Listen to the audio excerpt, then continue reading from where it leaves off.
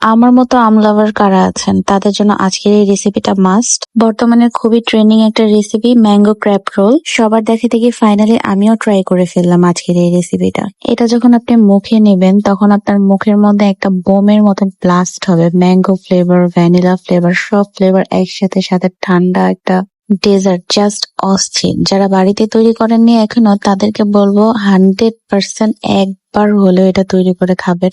একদম মুখে লাগার মতো একটা ডেজার্ট, ম্যাঙ্গো লাভারদের জন্য খুবই পারফেক্ট হবে আজকের এই ডেজার্টটা। চলুন আজকে এই ডেজার্টটা আমি কিভাবে তৈরি করছি শুরু থেকে শুরু করছি। আজকে এটা মেজার করার জন্য আমি একটা চায়ের কাপ ইউজ করছি, যেটা মোটামুটি সবার বাসায় এই সাইজের কাপ থাকে, যার কারণে খুব সুবিধা হবে সবার জন্য। এবার এই কাপ মাপ করে 1 কাপ পরিমাণ ময়দা নিয়ে নিচ্ছি।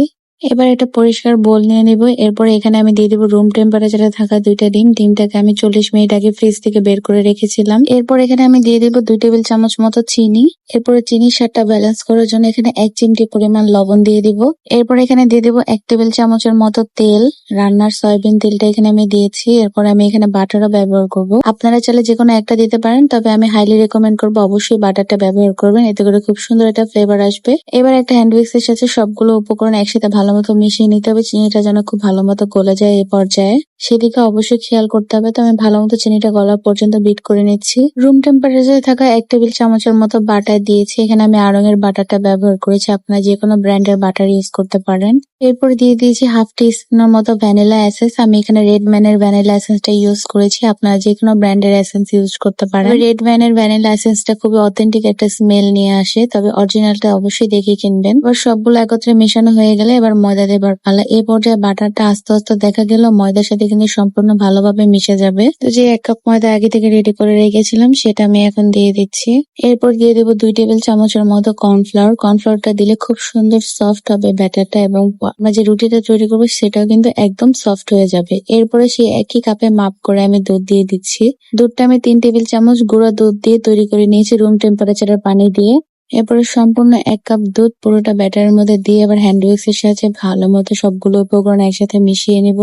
কোনোভাবে যেন কোনো দানা পেকে না থাকে সেদিকে অবশ্যই খেয়াল করতে হবে। খুব স্মুথ একটা ব্যাটার তৈরি করে নিতে হবে। সুন্দর একটা কালারের জন্য এখানে আমি সামান্য পরিমাণ ফুড কালার দিয়েছি। এখানে আমি অরেঞ্জ ফুড কালারটা ইউজ করেছি। খুব সুন্দর মতো মিক্স করে নেব। আর ব্যাটারের ঘনত্বটা ঠিক এরকম হবে, তেমন একটা ঘন হবে না, একটু পাতলা টাইপেরই হবে, আবার খুব বেশি পাতলা হবে না, যেটা আমি চামচ দিয়ে উঠিয়ে দেখাচ্ছি, আপনারা দেখলেই বুঝতে পারবেন। এবার একটা কড়াই একটু বাটার ব্রাশ করে দিচ্ছি। আপনারা চাইলে এই পর্যায়ে ঘি অথবা রান্নার তেলও ব্যবহার করতে পারেন, তবে বাটার দিলে খুব সুন্দর একটা ফ্লেভার আসবে। একবার ব্রাশ করে আমি এখানে 2বার করে রুটি তৈরি করে নেবো, এতে করে রুটি কিন্তু একদম তেলতেলে হবে না এবং খুব সুন্দরভাবে উঠে আসবে। এবার আমি আমার মাপ মতো 1.5 চামচ করে দিয়ে এবার একটা সুন্দর কড়াইটা নেড়ে একটা সুন্দর চাপটি পিঠার মতো তৈরি করে নিব। একদম পাতলা হবে জিনিসটা, দেখতেই পাচ্ছেন ঘুরিয়ে যেভাবে আপনারা চাপটি পিঠা নর্মালি তৈরি করেন। আর চুলার আঁচটাকে অবশ্যই মিডিয়াম টু লো হিটে রেখে এবার জিনিসটাকে তৈরি করে নিতে হবে। প্রায় 1.5 থেকে 2 মিনিট পরে এই যে এটা কিন্তু নিচে হয়ে গেছে, এটা কিন্তু উল্টানোর কোনো প্রয়োজন নেই। এবার এভাবে আমি বাকিগুলো তৈরি করে নিব। এবার ভিতরের ক্রিমটা আমি কিভাবে তৈরি করছি সেটা দেখিয়ে দিচ্ছি। আমি দিয়ে দিয়েছি হুইপ ক্রিম এখানে 1 কাপের মতো। এবার খুব সুন্দর মতো মিডিয়াম স্পিডে 2 থেকে 3 মিনিট মতো এটা বিট করে নিব।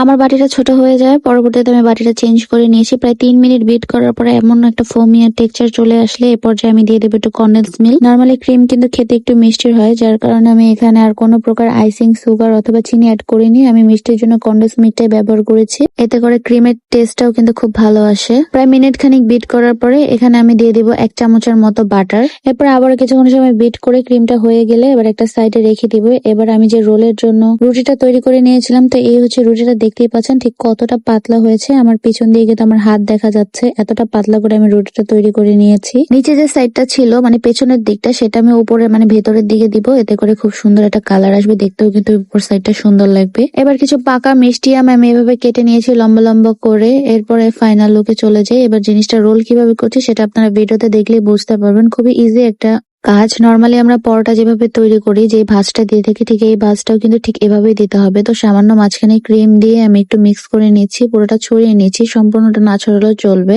এই ভাঁজটা কিন্তু খুবই সহজ, এটা আপনারা ভিডিওতে দেখলে বুঝতে পারবেন। তো এই প্রসেসে মোটামুটি আমি সবগুলো তৈরি করে নিচ্ছি। আপনাদের সুবিধাতে আপনাদেরকে আমি আরো একটা তৈরি করে দেখাচ্ছি। প্রতিটা রোলের মধ্যে আমি একটু ক্রিম বেশি দেওয়ার ট্রাই করেছি, এতে করে খুব ভালো একটা টেস্ট আসে। তো ক্রিমটা ভালো মতো স্প্রেড করে এবার আমের স্লাইস গুলো দিয়ে দিব। আর এই সাইডে ক্রিমটা লাগিয়ে দিলে এতে করে ভাঁজটা কিন্তু খুব সুন্দর মতো থেকে যায়। এরপরে আমি সবগুলো তৈরি করে নিয়েছি এভাবে একই প্রসেসে। প্রায় 2 থেকে 3 ঘন্টার মতো ফ্রিজ করে রেখেছি। এবার ফ্রিজ থেকে বের করে এটার ফাইনাল রেজাল্ট আপনাদেরকে দেখাচ্ছি। এটা কাটার পরে ভিতরে আউটলুকটা ঠিক কতটা সুন্দর এসেছে। এত সুন্দর আর এত মজা হয়েছিল বিশ্বাস করেন আমি মুখে বলে বোঝাতে পারবো না যদি আপনারা এটা বাড়িতে না তৈরি করেন। মাশাআল্লাহ আলহামদুলিল্লাহ দেখতে কতটা সুন্দর হয়েছে, খেতে কিন্তু তার থেকেও বেশি মজার হয়েছিল এই রেসিপি। সবাইকে আমি হাইলি রেকমেন্ড করব এই রেসিপিটা বাসায় তৈরি করে খাবেন, অসাধারণ খেতে হয়, মুখে দিলে একদম টেস্টের ব্লাস্ট হয়ে যায়। যারা একমাত্র খেয়েছে তারাই বলতে পারবে। তো আজকের রেসিপিটা এই পর্যন্তই রাখছি, আশা করছি সবার কাছে ভালো লাগবে আজকের রেসিপিটা। আর অবশ্যই বাড়িতে ট্রাই করবেন আর কমেন্ট করে জানাবেন কেমন লেগেছে।